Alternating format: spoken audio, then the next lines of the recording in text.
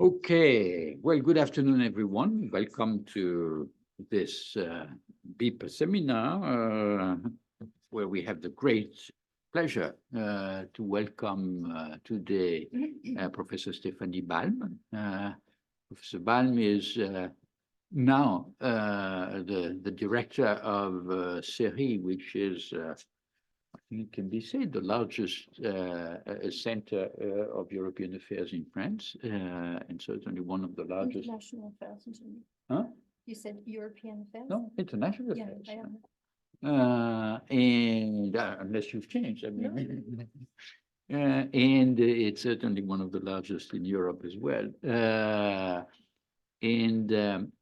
Stéphanie has specific expertise on China. She has written quite a number of things on the Chinese political and legal system, because if I remember well, she has an habilitation, which is in law.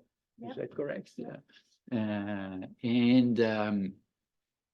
But she's here to present another facet of her activity, which has dealt in her multiple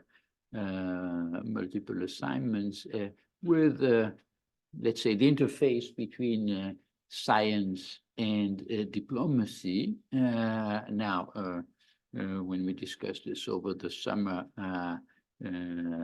I translated this into science and diplomacy, which was a kind of neutral stance, but she told me that one can also talk of science diplomacy, which suggests a more imbricated relationship between the two facets.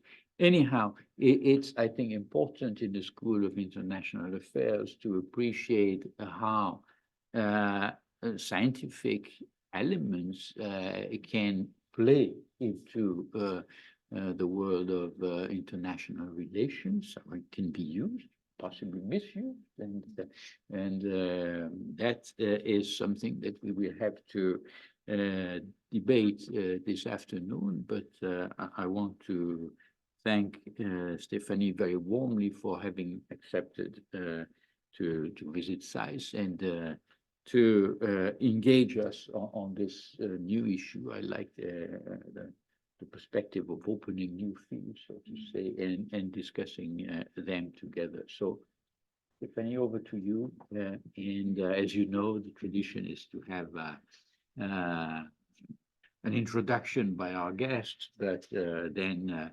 an intense Q&A session afterwards. So we very much look forward to that. Wonderful, wonderful. Thank you so much. Merci beaucoup. Thank you so much, Renaud. And thank you for your invitation. I'm delighted to be here. I was delighted to join Sergei's class, to meet some of you, to meet new friends, new colleagues, who happen to be really good friends of very old colleagues of Bologna. So I'm just happy to be here, I have to say. So yes, when I saw the flyer mentioning science and diplomacy, although we usually use the term science diplomacy, I didn't want to change it because I thought it was really useful. It was actually an excellent opportunity to explain what science diplomacy was about. And Professor de Hoos actually would like me to frame the discussion because it seems apparently to be quite a new topic here at SAIS. So the real title of the presentation is Science and Diplomacy 50 Years On, and I'm going to explain you in a minute why. Before really giving you more details, I think I need some introductory remarks. So does it work? Like this. Yes. So first of all, it is important to note and for you to know that since its inception, science diplomacy has been viewed at the intersection of diplomatic studies and diplomatic practices. So it's really for practitioners and for academics together.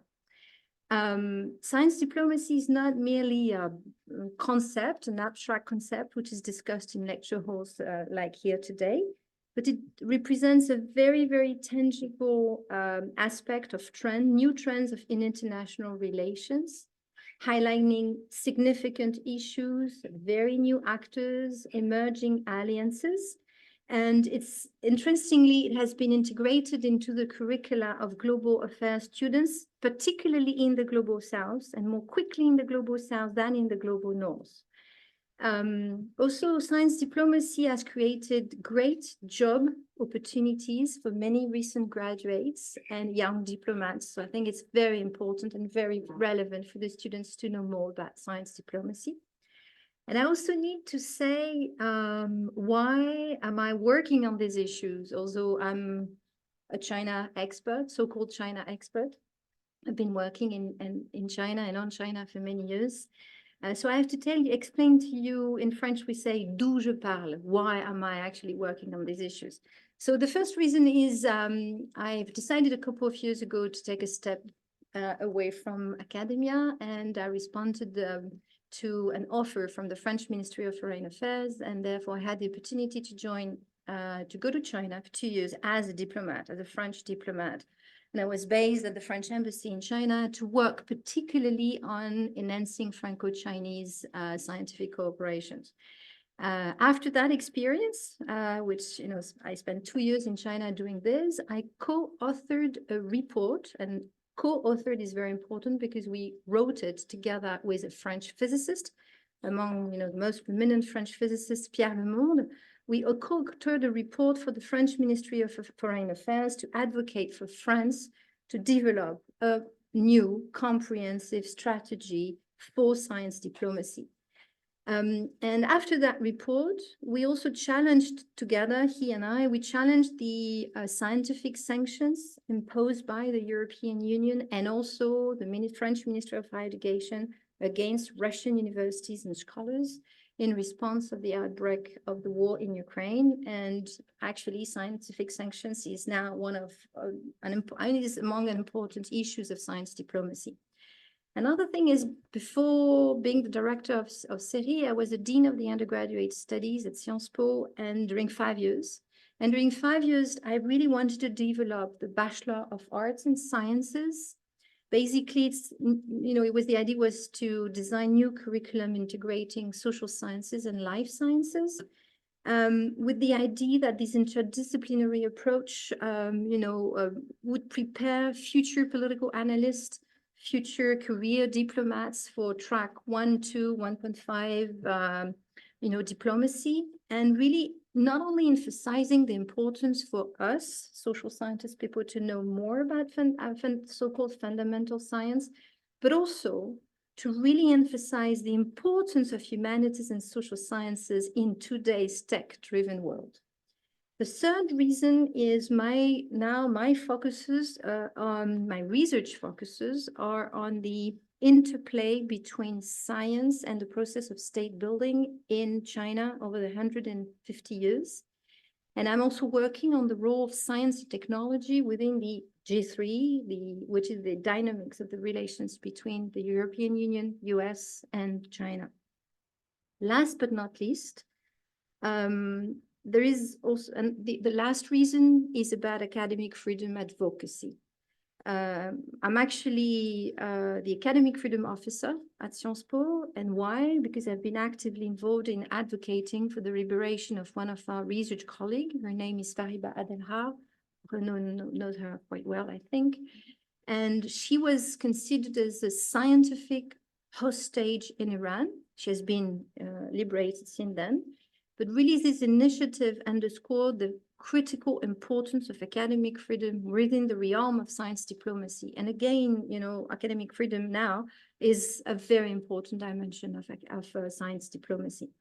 And I'm actually writing a report on strategies to enhance the protection of academic freedom in France. So that's the reason why I'm now, in this very interesting, crazy work of science diplomacy. So actually, science diplomacy is a recent concept for renewed practice. And this is it. So some of you might say, well, actually, one might argue that the practice of science diplomacy is actually very old, has very ancient roots. And I'm sure you might think of different,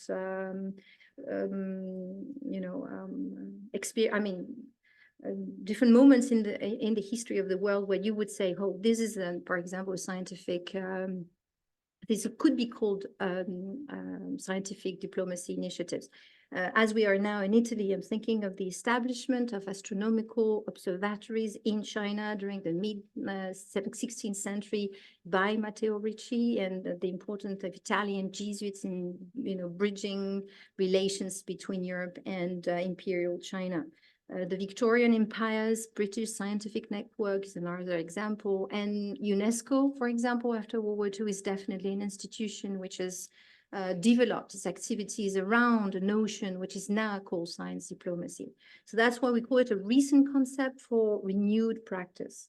But there has been a fundamental shift, and the fundamental shift occurred in 2010 with actually the publication of a report and analysis titled New Frontiers in Science Diplomacy, which was published by the Royal Society in London and the American Association of Advancement Studies, that some of you might know under its acronym AAAS.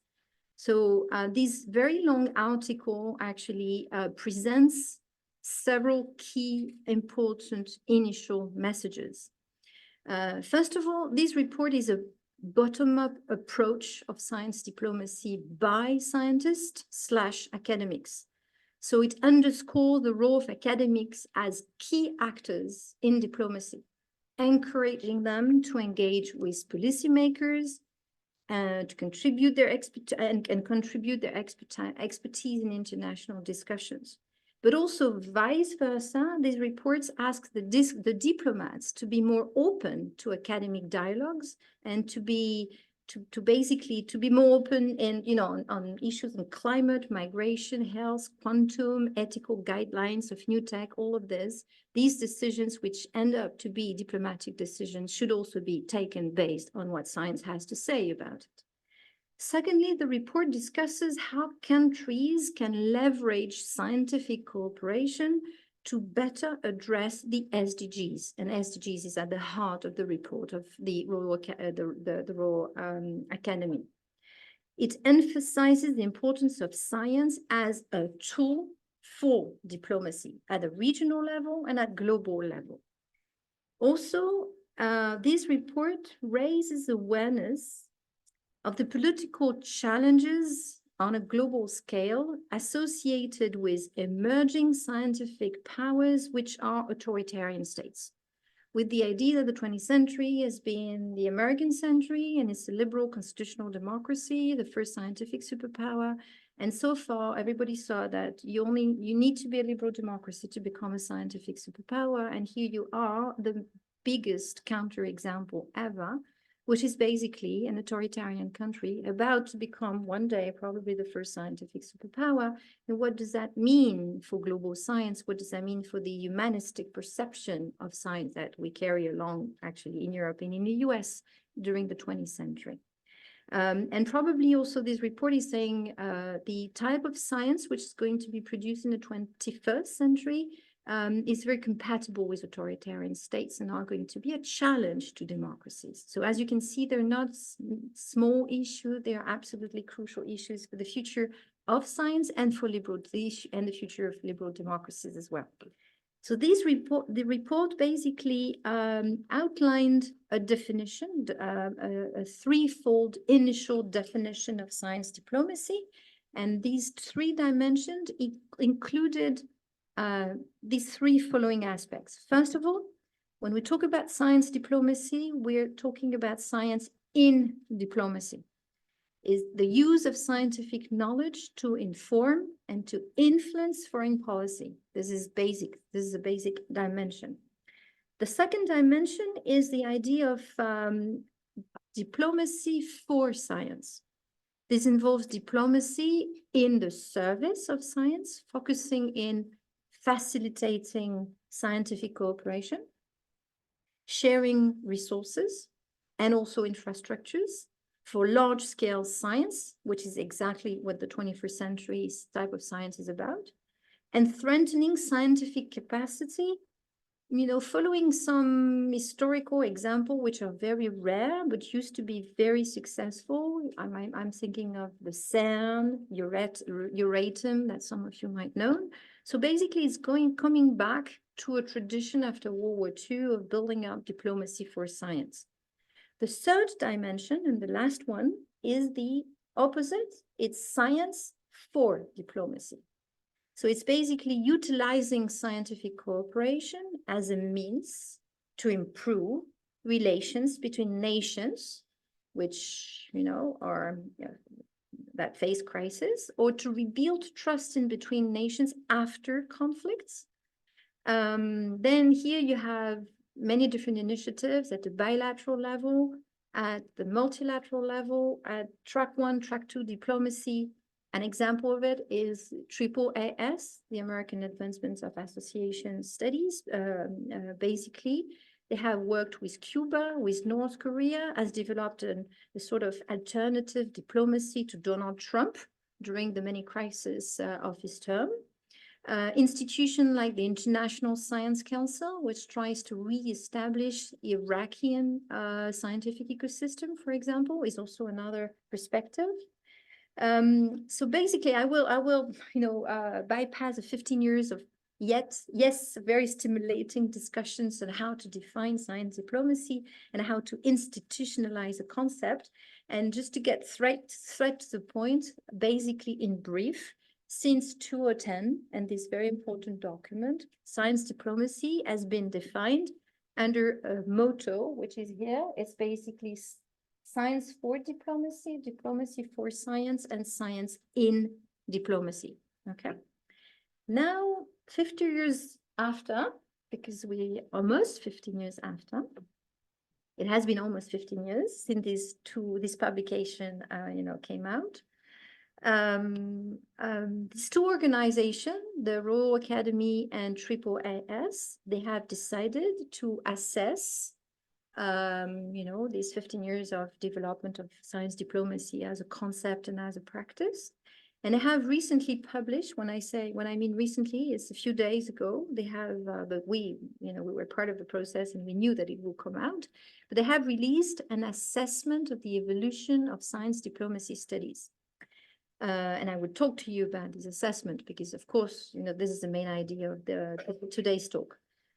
Additionally, there is a current working document which is about to be finished and which will be published very soon. This document is titled European Framework for Science Diplomacy. It has been drafted by a group of more than 100 experts and academics, coordinated by the European External Action Service, and one particular person who is the scientific advisor of the European External Action Service, Mr. Jan Marco Müller, who's worked on science diplomacy for many years. This document will establish a new and comprehensive strategy for the future of EU science diplomacy. So based on these two documents, one recently published a few days ago, one about to be published, that I would try to assess some of the key evolutions of science diplomacy, both in theory and in practice. So I think we definitely all agree, people involved in this domain, that science diplomacy has provided a platform, a very interesting platform for quite rigorous thought, analysis and insight into many different topics with different stakeholders, both for the scientific and for the foreign affairs community. Nowadays, science diplomacy is considered as a complex concept, but a dynamic concept that seeks definitely to build bridges between two different worlds, the world of science and the world of diplomacy. Science diplomacy also now acts as a strategy, including for small countries, middle-sized countries, from global south countries, but not only, but it acts as a strategy to foster a much more unified and depoliticized understanding of global challenges, particularly in addressing the SDGs, related to health, to climate change, and to STI being science, tech, and innovation, okay? But because of the very intricate nature of science and foreign affairs, this practice presents huge challenges. It's extremely difficult to implement. And both areas, both the diplomacy and scientific worlds basically face reciprocal instrumentalization. And that's what we have been witnessing this last 15 years.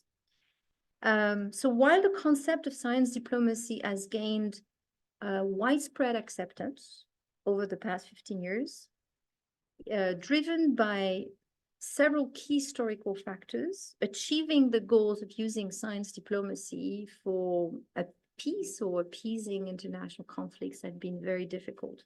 So now what I'm going to tell you is to give you basically what have been the main factors which helped the concept of science diplomacy to be a very relevant factors for good and bad reasons.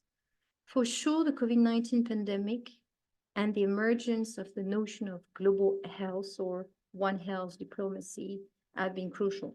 So people like us, before the COVID-19 pandemic, we were considered as naive, romantic academics trying to change the dynamics of international relations, you know, well, actually, during the COVID-19 and after the COVID-19, even, you know, countries which denied the notion of science diplomacy were using it, considering that it was crucial to address issues like vaccine diplomacy, for example, okay?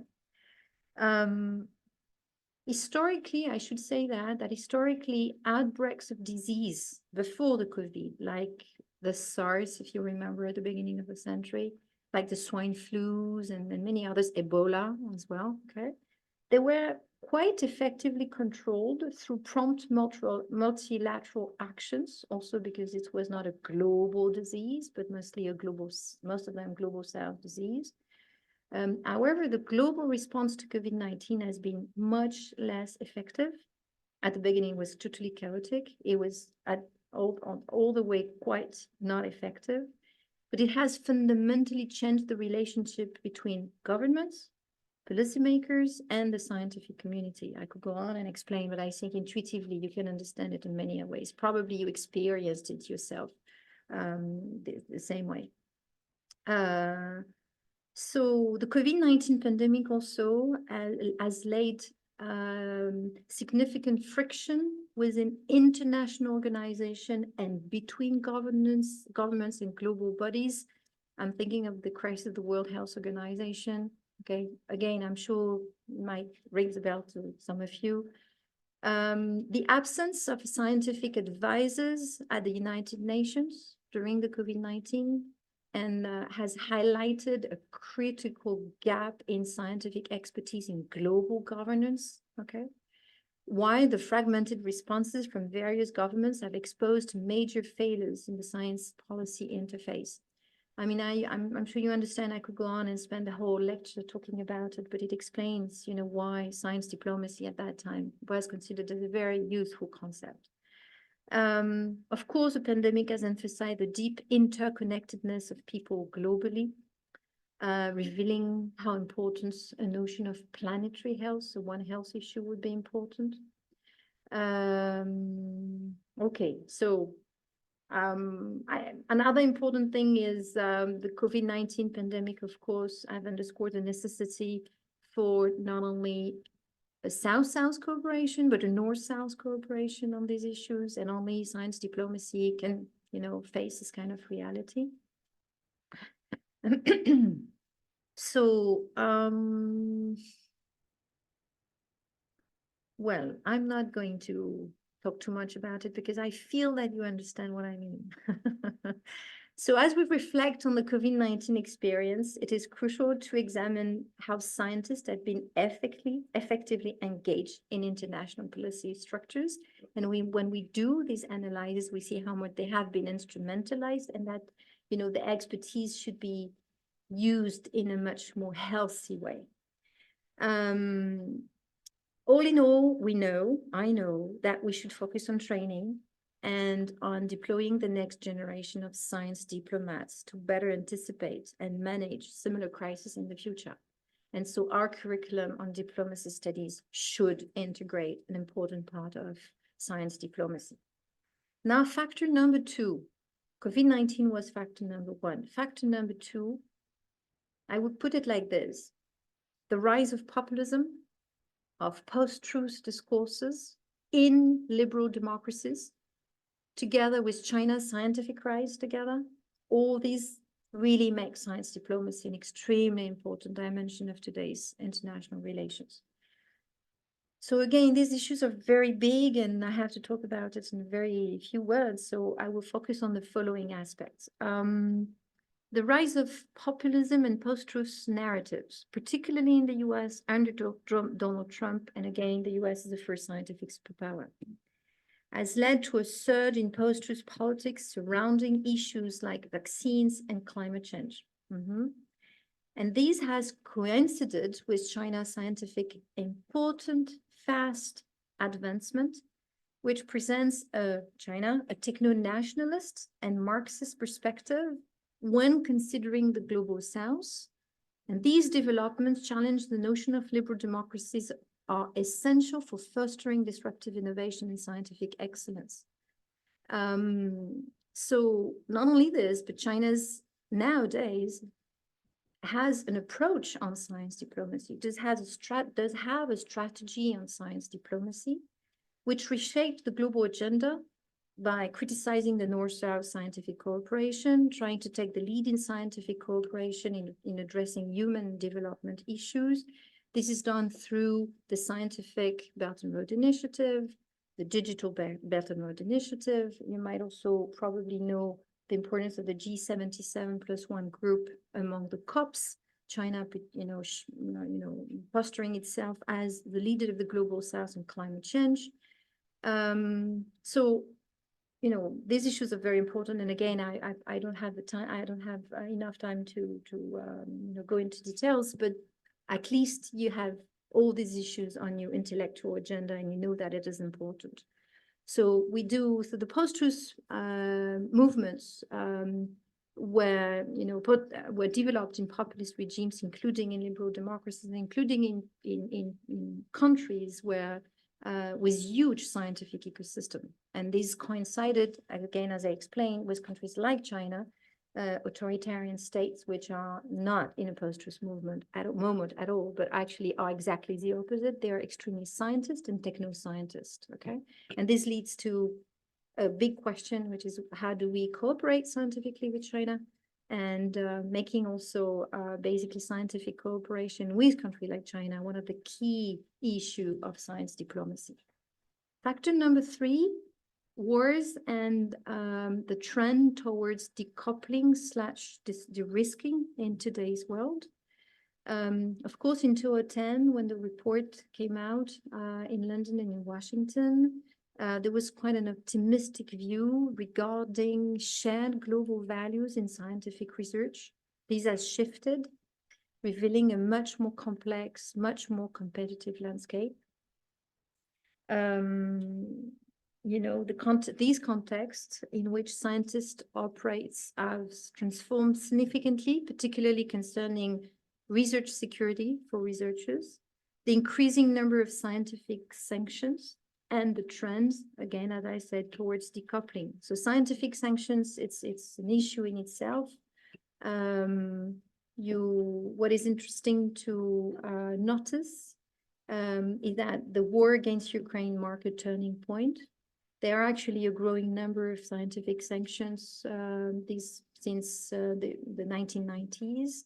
And it's very contradictory with the fact that actually big science is global science, and the scientific world actually needs global interactions. But the war against Ukraine again marked a turning point for many reasons. And actually, it's not only scientific sanctions against Russia, which have been decided, but also against Belarus. They have been decided immediately after the conflict began in 2022. It has been a political decision, not a scientific decision. It has been a political decision which did not I would say, integrate scientist perspective and position. And I'm not saying here that it was a bad decision, but the fact that it was only a political decision has an impact on SDGs, precisely as impact on how basically science can be a tool for rebuilding these countries afterward, and can be a tool potentially for finding peace solutions. And probably equally important, it also has an impact now because we have different wars going on, particularly the one with Israel and Palestine, and the same question of scientific sanctions is on the agenda, with different responses from the global order, which address the issue of what are the real role of scientists in political decision, as important as scientific sanctions. Okay, this goes together with the impact of decoupling. So when we say, I'm sure you know what the notion of decoupling means. Mr. Trump's policy was, which is more, with the idea of decoupling with China versus the UK's perspective called de-risking. But under Mr. Trump launched a very important initiative called the China Initiative, which was a huge investigation on Chinese cooperation from the United States.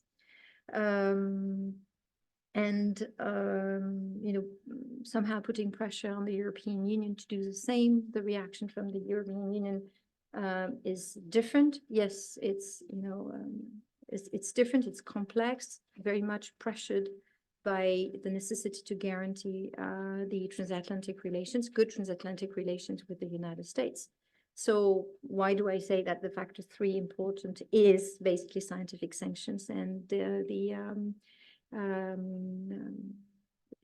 risk of decoupling? It's precisely because it's now science diplomacy. The notion of science diplomacy is precisely to work on the possibility of avoiding decoupling and to have a much more mature perspective on de-risking and still building up scientific sanctions worldwide. Factor number 4 is the emergence of tech diplomacy and the notion of network state. Basically the idea of a network state versus the traditional notion of nation state. So this notion of network state is the idea of a highly aligned online community, like-minded countries, like-minded stakeholders, with the capacity for collective action that crowdfunds territory around the world and eventually gains diplomatic recognition from pre-existing states. So basically this notion of network state around tech diplomacy means many different things. It means technology-related foreign policy, that this technology-related foreign policy, which was primarily focused on state interests, now is basically organized through new actors, very different actors, a lot of private actors, a lot of actors from civil society. They interact one another, and there are cross regions and cross states. Tech diplomacy also involves international relations and international negotiations on global digital policy, on emerging tech.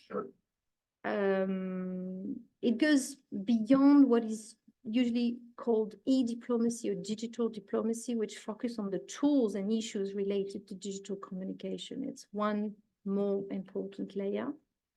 And this tech diplomacy is enshrined, is symbolized by the rise of tech diplomats, of ambassadors who are tech diplomats. We're not located in a particular country, but in a particular region and focused on a particular, area, which is basically tech policy. This is a completely new world and a new practice in international relations, and it's definitely becoming a big part of what science diplomacy is about. As a conclusion, if a conclusion is possible, because I really have the impression of, just elaborating a few important aspects of science diplomacy, and actually the borders of science diplomacy is even bigger, but let me try. As a sort of preliminary conclusion, I would say that science diplomacy has become essential for us academics for understanding and for studying, but also for diplomats for practicing international relations. And when I mean diplomats, it can be different kind of diplomats. It's an indispensable perspective. Science, tech, and innovation are now also among the most pressing geopolitical issues of our time. So science diplomacy is a way of looking at international relations, but is also a big part of today's international relations. Okay. It plays a pivotal role in critical international negotiations today. Truly, there are no longer independent scientific spaces that exist apart from geopolitical influences. I don't see any. Consequently, it's more important than ever for states, for regional powers, such as the European Union, to establish their national science diplomacy priorities, their vision, their strategies, something that China has understood very well. Another preliminary conclusion is that the growing involvement of non-traditional actors in diplomatic efforts is a reality. Sometimes it's extremely constructive, but it's a very complex challenge. Among the different actors I would like to talk, let me tell you what kind of new non-traditional actors really play a key role in science diplomacy. Cities like Geneva, with the initiatives called GESDA that you might have heard about, Geneva Science Diplomacy Accelerator. The city of Geneva, the city of Barcelona, which wants to be the hub of science diplomacy in Spain. Miami, under Mr. Trump, develop its own climate diplomacy and advocate science diplomacy as a counter diplomacy to Donald Trump at the time. Many other cities in Colombia, for example, with the COP on biodiversity, which is about to be open in Colombia. So cities, many different kind of cities. Paris, for example, where I come from, Paris is wondering whether they are about to establish a new science diplomacy strategy. So cities, academic institutions, including universities, with a group called U7 Plus, made of 25 important world-ranking institutions, which the U7 Plus wants to address issue of academic freedom, wants to work on scientific refugees, wants to work on rebuilding scientific ecosystem worldwide. International organizations, advocacy groups, NGOs, private corporations, think tanks. I mentioned the International Science Council, which is a huge organization funded in France in 1930s, which is preparing to develop basically sort of scientific committee for the UN, the General Secretary of the United Nations, because also they're convinced that another COVID-19 will be soon, at our door. So basically, all these organizations are trying to work in defining new ethical standards on AI governance, and making sure that science in diplomacy is a reality. Okay, and that's also the reason why, including my students, I discussed with this with Renaud yesterday. A lot of my students on science diplomacy have found really interesting jobs in thanks to new initiatives around science diplomacies. But when I mentioned that all these new actors are also a challenge, I meant that these entities are actually becoming significant competitors to traditional UN agencies. And so there is a whole, new world which is opening on how these different structures can work together. The last point that I would like to add is that actually conventional diplomacy, conventional training methods, the old curriculum basically are increasingly seen as inadequate for addressing today's challenges. So therefore, I believe there is a pressing need to invest in new curricula, in innovative approaches to better equip the new generations of science diplomats and diplomats in general for effectively engaging in science diplomacy. So I stop there because I think I have to stick to the time, and I'm happy to discuss further through the Q&A.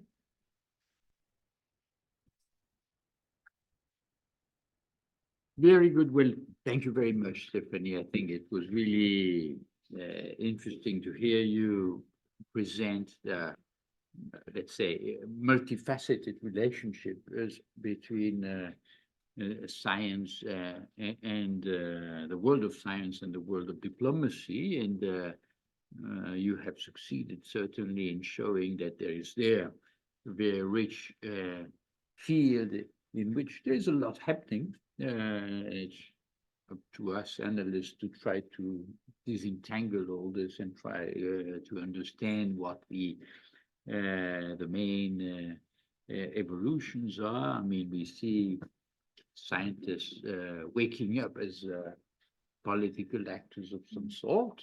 We see also governments keen to use science as an instrument of its own policy.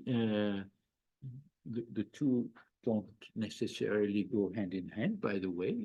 By definition, one should accept the possibility of a clash between those kinds of ambitions. But certainly, it shows that there is a lot happening, a lot that we need to pay attention to. And I'm very sensitive to your final remarks because of our character as a professional school. It's important to keep in mind that indeed, it is our job to think about not only the kind of jobs that exist today and for which we want to prepare our students, but also to anticipate what the needs may be for tomorrow and possibly the day after tomorrow. And in that respect, I think that your presentation was really quite stimulating. So a lot of food for thought, a lot of problems too, which I think we should discuss. And to kick off the discussion, I would perhaps tease you on one tension that I have, let's say, seen emerging in your presentation, which is the tension between, on the one hand, a normative discourse in which indeed science is in an important aspect in international relations, and it needs to be not only analyzed but also encouraged somehow. And on the other, a more analytical perspective where you show very well actors with a vision of their own political role, trying to posit themselves on the world scene, or at least on the international scene, and using science and scientific interactions as one terrain, possibly one instrument. And I think the two need to be distinguished, at least. Not that I disagree with the normative perspective. I mean, say it's also our role as academics to let's say adopt a stance on a number of issues which we deem to be important. But I wonder if basically we would not gain in analytical sharpness by, let's say, pushing the pause button on the normative side and just saying, okay, what is it that is going on? And probably you illustrated in a very rich manner all that is happening and that we need to think about and problematize, because the problems are manifold. But is there certainly, if we want to identify the dominant trends and the problems they give rise to, I, for one, would be tempted to, let's say, leave aside for the time being the normative dimension, not that it's something we shouldn't touch, but simply it's another ball game, simply say. But that's a very broad question, and I'm sure that there will be others. So I don't know if you want to first collect a few questions, yes. and But I take your point. Hartmut. I have a few conceptual questions. Oh, yes, maybe. I have a few conceptual questions. One is, of course, I assume the students are interested in that. To what extent are student exchanges, global degrees, and so on part of your concept of science diplomacy, or does it start with people who have established themselves in the profession? So student exchange, if I look at the United Kingdom and Chinese students as part of selling Britain in two ways, promoting British science, but also making sure that enough finances are there to keep it going. So the whole student dimension. The second conceptual question is, how is science diplomacy distinct from business diplomacy, cultural diplomacy, and other previous forms of extending diplomatic engagement or representation of a state in like Alliance Française, Goethe Institute, and so on? How is this distinct from other? Business dialogues are creeping up everywhere, and they see themselves as part of a diplomatic engagement. And the third is related to academic freedom versus academic sanctions. And is there a normative emphasis to prioritize academic freedom over state-based notions of sanctions, spheres of interest, and so on? Do you think science diplomacy should, if pressed, give priority to academic freedom over managed academic exchanges? These are my three questions.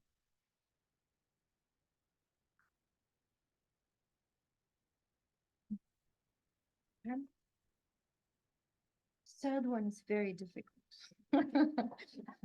I found your third question very difficult. So students exchange and students mobility or academics mobility, this is part of scientific, what is called scientific cooperation. And it's traditionally a big part of science diplomacy. Probably this is the most institutionalized part of science diplomacy. So if I take my little small example, when I was a diplomat, precisely our work was to make sure that French students will come to China and Chinese students go to France. And also because it makes a lot of money. It brings money to both states, yes, through visas and through but then the strategy on scientific cooperation through and students mobility will be, for example, do we focus more PhD students? Do we do more natural sciences or social sciences? Do we have quotas so that we make sure that there is not a monopoly of one, particular group of people, let's say Chinese students in universities, which is a huge issue for the UK, Australia, and elsewhere. So yes, scientific cooperation, within scientific cooperation, you do have the question of students' mobility. And this is very much used precisely to keep the door open in between countries which are, facing basically conflicts. The second aspect, the difference between cultural diplomacy, business diplomacy, and science diplomacy. So it's not yet as recognized as these two traditional types of diplomacies. It also depends on the countries. I here and there during the presentation said that global South countries do embrace science diplomacy very quickly now for obvious reasons, because they don't have strong scientific ecosystem, and science diplomacy is the best strategy to get one.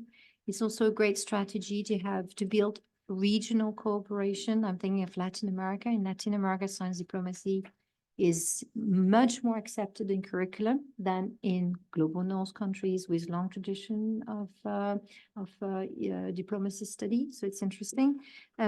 In countries with long tradition of cultural diplomacy, I'm taking the example of France, so that you won't be offended because of the UK and I can criticize my own country. Cultural diplomacy and science diplomacy is seen as the same thing. And I would even say that science diplomacy is less important than cultural diplomacy. It will be always more important to sell macarons and to have to basically sell the last Prix Goncourt, the last great movie, whatever. But then when there is a medal fields and Nobel Prize award winner who, visits a country, it won't be received by the ambassador, basically, because it won't be seen as the most important thing to sell as part of the French culture. So there's a whole, and this is very contradictory, but there's a really completely new tradition that needs to be established. I mentioned this physicist, Pierre Lemonde, whom I work with, and he really was surprised because for him, is a typical example of a science diplomat who accepts to stop doing fundamental research for a couple of years, to join the International Ministry of Foreign Affairs, and to work for basically as a good citizen for the public good. And he really considered, and he wrote about it. So I'm not disclosing private information here, but he really explained that science was not on the agenda of the French embassy in China for many years, and completely ignored the fact that China's scientific ecosystem was being built under its nose without noticing it. So my point is, yes, it's totally separated: cultural diplomacy, business diplomacy, and science diplomacy. Also, in business diplomacy, there are many links that can be built with science precisely to finance and to fund ecosystem, scientific ecosystem. You need public funded, private funds, and you need universities. So you need this triangular, basically virtuous dynamics. So my point was to say, yes, the Goethe Institute and the Alliance Française, all of this is very well structured cultural diplomacy, and we don't have the equivalent in science diplomacy, and it's about time. So if I understood well the third and last question about academic freedom and science diplomacy. So basically your question was, whether science diplomacy should have a priority to academic freedom over managed relations. Okay. I decide the research project with the Russian colleague in Moscow. My university says you can't do this. Isn't that a restriction of my freedom?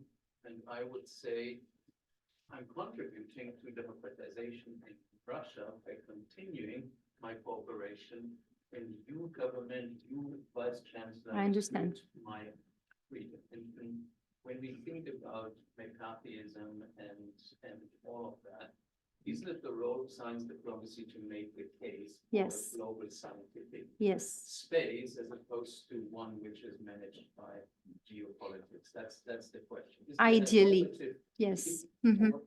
Okay. Backwash, right? Science against nuclear war and so on. Is there something which is slightly detached from governmental forces that shape the space for science? No, yes, and so I understood correctly. I mean, I understood correctly what you wanted to say. It's just that it's not that easy to respond. So I'm just I'm doubting myself. I'm just going to share a few doubts with you, and also because I want to. I'm a little uncomfortable in answering because of this normative aspect of my speech that Renaud criticized. So I was thinking, no, I should not be too normative. So first of all, defining and protecting academic freedom is should be, if I okay, I'm not being normative. Okay, should be what science diplomacy is about. Yeah, okay, it should be what it is about, and putting it on the top of the agenda, defining it and protecting it.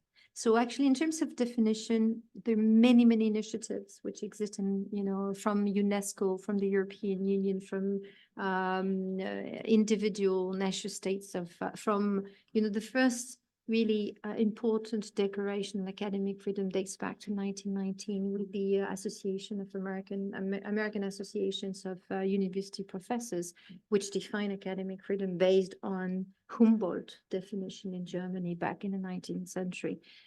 So carrying along this tradition, transforming it in today's world with the capacity of being very inclusive with, again, countries which develop their scientific ecosystem without the background or with the absolute willingness not to become liberal democracies. And there are many cases, China is at the top, but there are many cases.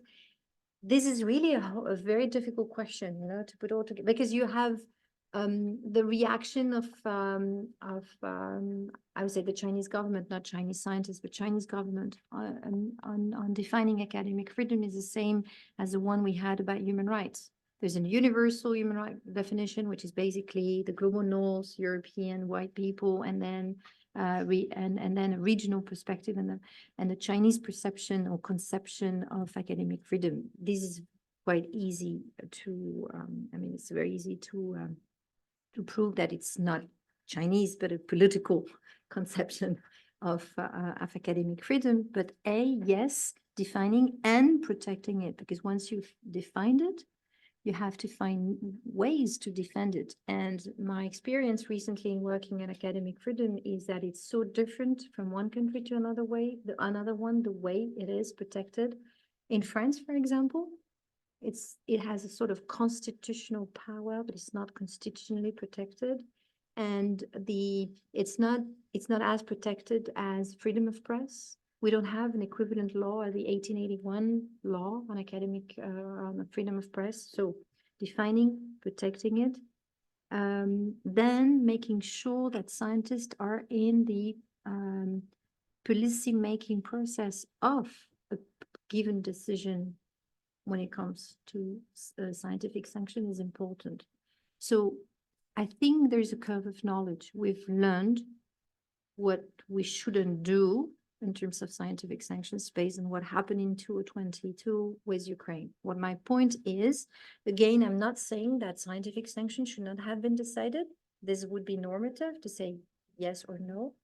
But the fact that scientists, academics were not part of the decision, this is wrong. And this is wrong for many reasons. Not because we want to protect our little précaré, it's not the idea. But the thing is, was it a good idea to stop scientific cooperation with Russia? So basically, we mean that we accept that the next generations of Russians will have no ways to listen to another narrative or discourse, but to Mr. Putin and his government. So we could find a much more subtle way to deal with it by saying, this we don't do, but this we do. We do history, we do polar study, we do climate change cooperation, we do student mobility, as you know, and precisely to prepare for post-Putin world, right? And so we do it under certain criteria. We could also have decided to do exactly the opposite, to basically bombard Russia with new university cooperation and scientific cooperation to make sure that they will be the one to say that they will work with us, which is different because now the narrative is to say the West does not work with us. Not only this, but these double criteria problems, this double standards thing, they don't do the equivalent for Israel-Palestine. If China invades Taiwan tomorrow, will they stop scientific cooperation with China, and on and on and on? And why they don't do that for other wars, okay? And really, so I think, and it's truly something that we have realized a posteriori.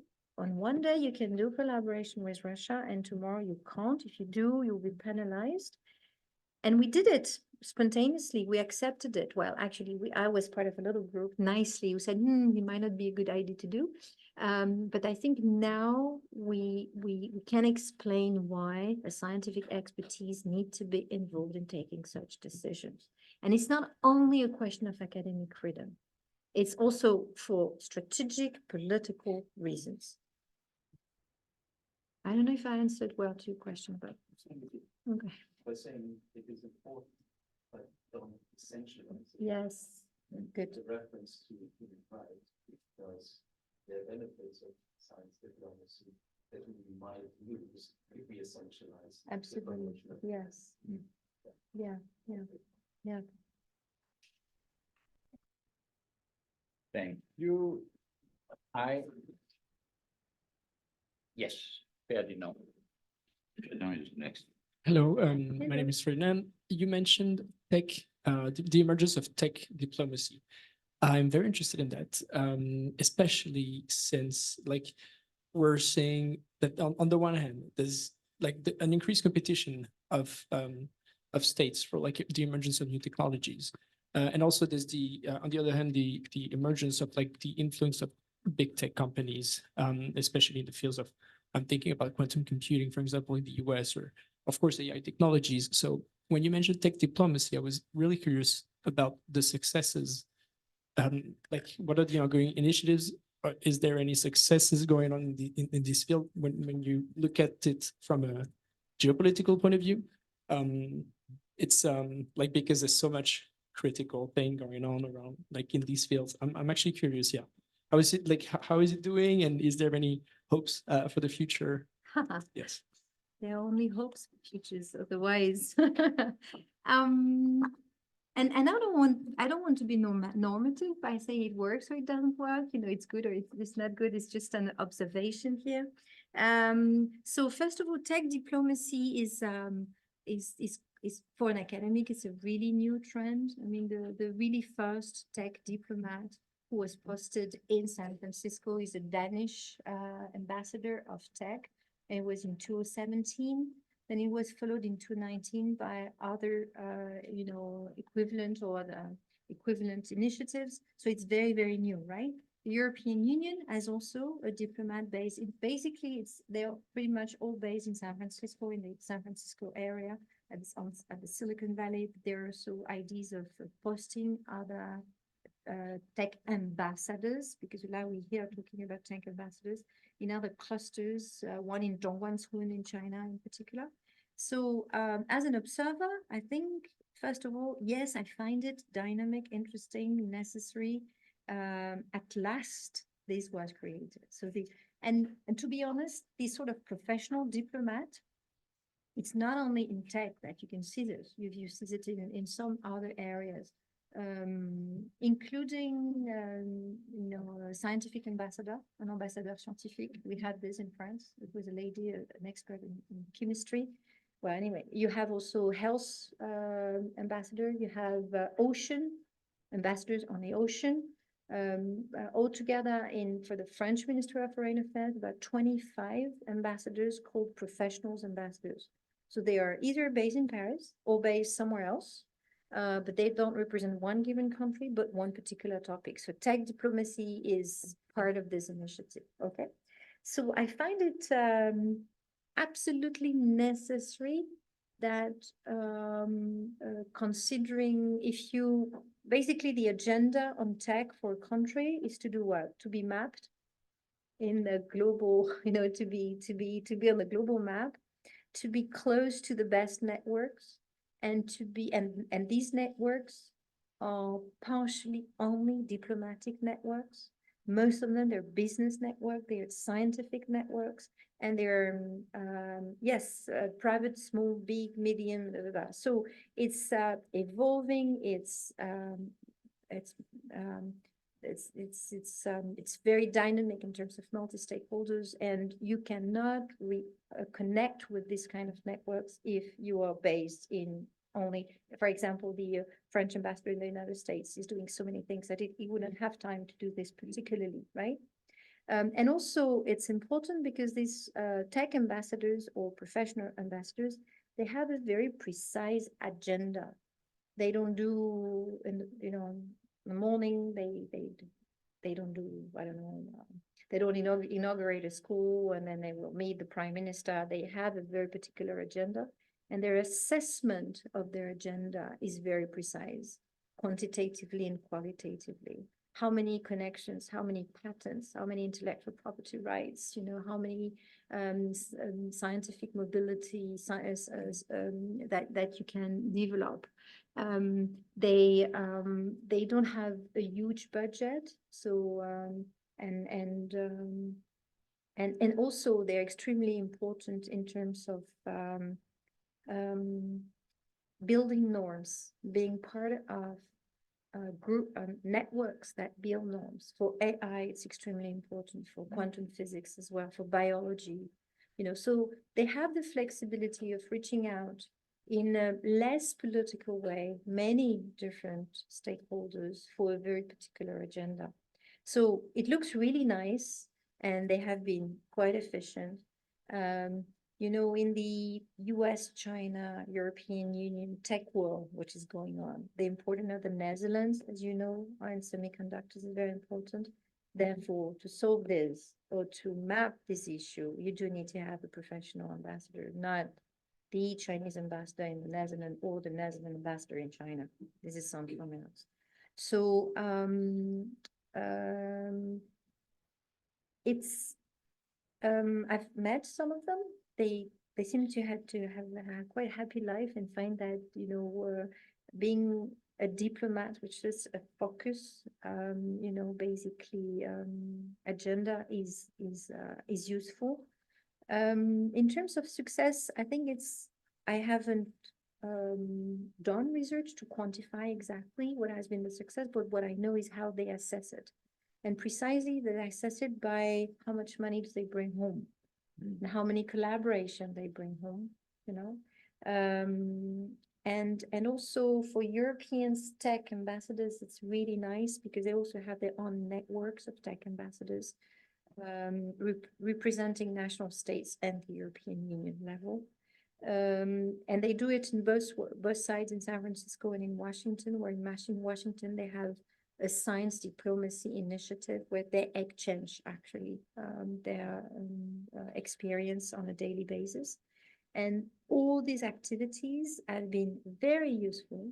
So I'm trying to think what has been positive, has been very useful in one particular arena, which is an arena that you might know. It's called the Tech and Trade EU-US Council, established in 2021 under Joe Biden. And the agenda is on tech and trade, as it is, as I said, and it's nourished by all these activities. So successes, for sure, it would be worse if it did not exist. The difficulty that I see is the competition between a tech ambassador of a given country and the ambassador, general ambassador, who might think that actually, is the sort of inner competition. But this is a minor issue from with distance, considering what is at stake. Successes.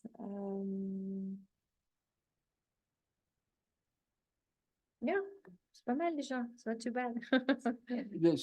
Let me follow up with a question which is actually asked by our colleague Mark Gilbert, who follows this debate online. And I'll go to his second question, which is directly related to what we're discussing. Can we imagine a French ambassador to Google? And he goes on saying that, of course, I might have misunderstood, but I gathered that you think that the centrality of scientific development for modern societies and economies is making the world more pluralist in certain terms. So what does this evolution that you describe imply in terms of statehood is the big theoretical question. The second part of it is, what do I think it's the scientific? Yes, is it making the world more pluralist because there is a plurality of actors and that's for sure. That's for sure. There are much more actors in, well, either we ignored in the past the fact that they were actors and their role was not institutionalized. Probably this is part of the reason. And now it's obvious that they are new actors and they act obviously openly in new ways. So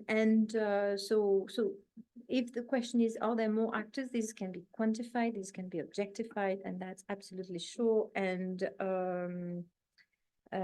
well, I don't think that I'm saying something new here at all.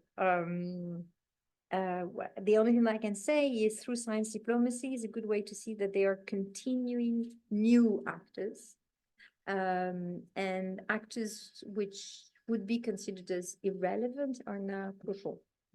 And they know how to lobby. And they do good works because they come from our schools. Science or Sciences Po, John Hopkins or Sciences Po. Does that make the world more pluralist in terms of ideas and scientific ideas? Is it the question? No, in terms of its own organization, so to say, that the state machinery would no longer be in full control over what's going on. That's, I think it's very important to let them think that they do. That's what science diplomacy is about. It's a strategy. Yeah, it's very important to keep to keep telling to Mr. Macron that he has the control and everything. It's very important, but it's and it's not incompatible. I think really science diplomacy wants to be very constructive, wants to help out finding solutions. When we say depoliticizing things, it's a very political thing to say that we want to use science for finding solutions, which is the only way to be inclusive. Well, anyway, so qu'est-ce que je voulais dire? I lost my idea. maybe let's give the floor to Justin to. No, but I will, yes, Mark, I will not forget to respond to you. Justin.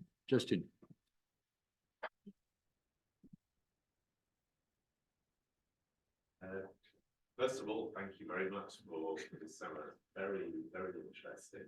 And truth of the matter is we're here at the School of Advanced International Studies, and you kind of, as the Italians would say, toccato la carne viva, because you were saying that, in your opinion, some of the training, conventional training, is inadequate. So, with your experience, with your teaching and the course that you do, and so on and so forth, what would you consider to be the 2 or 3 elements that today are inadequate in conventional training, and how would you change these? And then a more conventional question from a lawyer: how is, but kind of touched upon this earlier, how is science diplomacy affecting international? Not so far. I don't think so. Nope.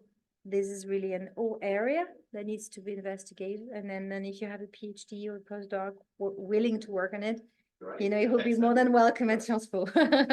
Well, this is one of the things we can collaborate on. Okay, on curricula, first of all, I think having courses on what science diplomacy is about, what has been the history of science diplomacy, mapping the different actors, training the student that they feel very comfortable with interdisciplinary work, meaning imagine that you have to sit around a table with people working on tech diplomacy, and you don't know exactly what tech diplomacy is about or what tech is about. And you feel that you only know political science, you only know you're a lawyer, you only have the social science background, you know, basically socializing the students to different disciplines. 1, 2, as I said in the introduction, without the feeling that social sciences is not important. Because actually new tech, biology, important scientific issues today, quantum physics, they are all interdisciplinary. I had the pleasure these last years to work with engineers, with people, and they want us to be more involved and engaged in their studies. So when you come from political science, you have studied history, you're a lawyer, you can bring a lot to people who work in fundamental science. So with that, and my students at Sciences Po, they have this feeling that they only know political science and what I'm going to do, you know. So actually being able to produce a policy paper, to analyze a political agenda, to sketch strategies, to do all of these are extremely relevant with the scientists they will work on, with the hard scientists they will work on. Helping them building networks outside of their little bubbles, so that when they do policy making, they know how to call, who to call. They know that they know the biologists here and the other scientists there. You know, also, you know, including in their way of being diplomat, some basics of what research is about, like what is real question? What is a research problematic? What hypothesis, what it means, variables. So basically including into diplomacy and decision-making process, a little bit about what research is about, because this is crucial. So now, you know, we use, you know, they will very easily go on ChatGPT or whatever to come out with a statement, but this statement will be of the highest value if it's research-based. And I didn't have the time to say how much traditional diplomacy and science communities have hard times to get along, because basically scientists, they love working, you know, openly. They love open science. What makes the beauty of our work is to be able to do exactly what we do here, to exchange ideas, to disagree, and diplomats basically are supposed to be more secret people, don't like very much open sources, but most of the time now they're the last one to get an information before everyone else, you know.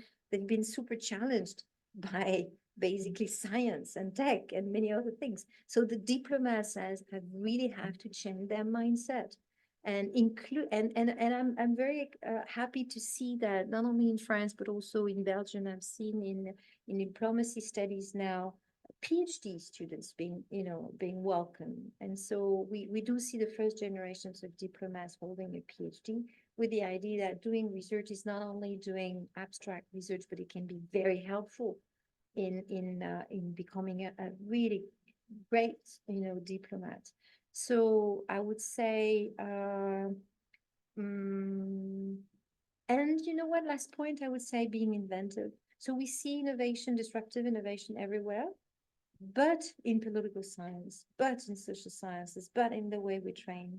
I mean, at least at Sciences Po, I don't see it enough. And I think we should do more. We should be as disruptive, as innovative in the way we train the future generations of international leaders in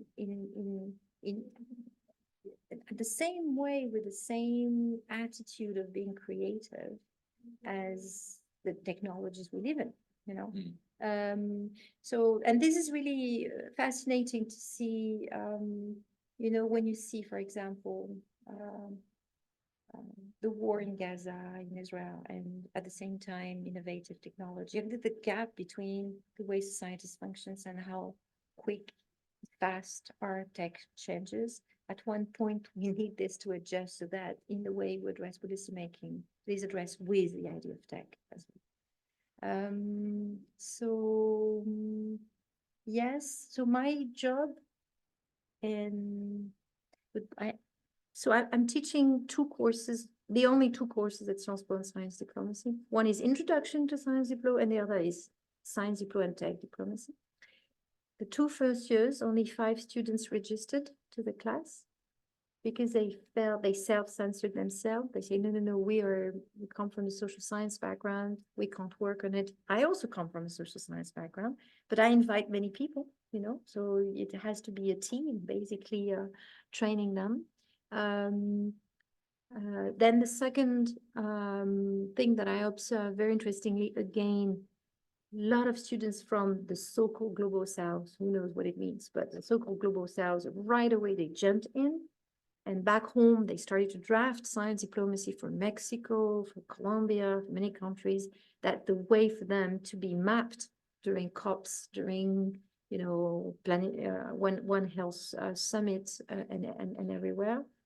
And now I'm afraid that it's well recognized and right away too institutionalized. So we have to keep it as a sort of pilot project, as something still being very innovative.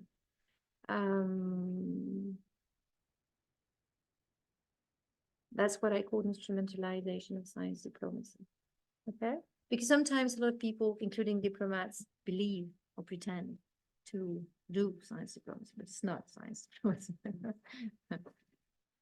Well, thank you very much, Stephanie. I know that we could go on and there is a lot more to be said, and indeed, our friend Mark will have Mark, other I will be questions back as to you. well, but which I will pass over to you. But I think the time has come to bring this what I would call preliminary conversation, because I think it's that's the way it ought to be, in the sense that you have actually stimulated our imagination and opened a number of doors. I think you'll have to come back in order to to carry on the discussion and to see what we can build on that. And next time we'll talk about the power play in science diplomacy, because I think that's an important dimension. But I'm sure you addressed that in your remark. Thank you very much, Stephanie, and